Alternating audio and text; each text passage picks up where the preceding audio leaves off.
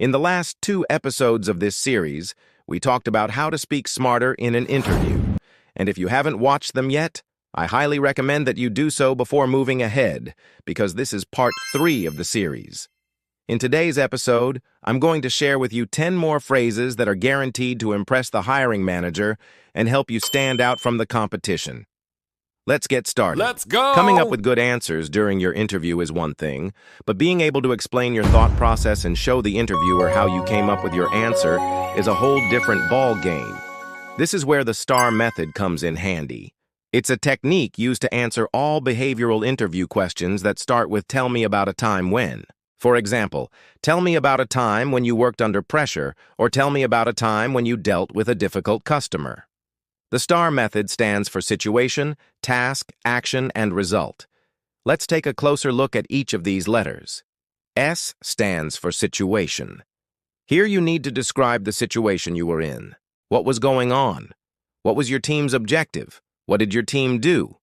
T stands for task. What was your task? What was your objective? What did you have to do? A stands for action. Here you should describe the action that you took to achieve your objective. What steps did you take? What did you do? R stands for result. What was the result of your actions? What did you achieve? What was the impact of your work? If possible, try to quantify your results by using numbers. For example, sales increased by 20%, or I saved the company $1,000 per month. So let's take a question as an example. Tell me about a time when you made a mistake. Using the STAR method, here's how you can answer it. Situation: I was working on a project with a team of 4 people. Our task was to develop a marketing plan for a new product. Task: my job was to write the plan based on the research that my team conducted. Action: I spent a week interviewing customers and analyzing our competitors. Then I wrote a 20-page marketing plan. Result: the marketing plan was well received by management, and the product was successfully launched. Do you see how easy it is to answer this difficult question using the STAR method? In just 4 simple steps, you can easily come up with a great answer that will definitely impress the hiring manager. Now that you know how to answer behavioral interview questions, let's take a look at some more phrases that are guaranteed to impress the hiring manager. Number 1, I agree with that statement. Or, I tend to think that way too. These phrases are perfect to use when the interviewer asks for your opinion on a certain topic. For example, the interviewer says, "What is your greatest strength?" And you respond, "I agree with that statement. I believe that my greatest strength is also my ability to work under pressure."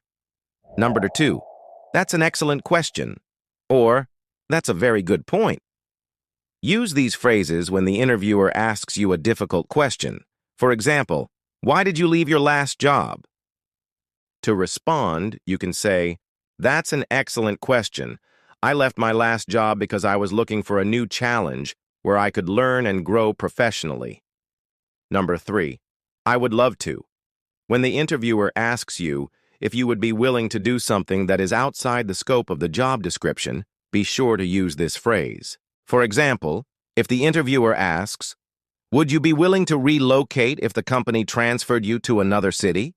You can respond, "I would love to." Next, "I've always wanted to live in New York City." Number 4, to be honest with you, or to be frank with you. When you want to emphasize that what you are about to say is the truth and nothing but the truth, use either of these phrases. For example, if the interviewer asks, "Why should we hire you?" you can begin your response with, "To be honest with you, I believe that my skills and experience make me the best candidate for the position." Number 5, I appreciate your feedback. Always be polite and appreciative when the interviewer gives you feedback. Even if it's negative, remember that the interview is a two-way street, and they are assessing you to see if you are a good fit for the company culture. And if you are not, they may not hire you. So there's no need to get defensive. Instead, remain calm and composed and accept their feedback gracefully. Thank you so much for watching this episode. If you enjoyed it, please give it a thumbs up. Also, don't forget to subscribe so that you never miss out on any future videos. I wish you the best of luck in your upcoming interviews.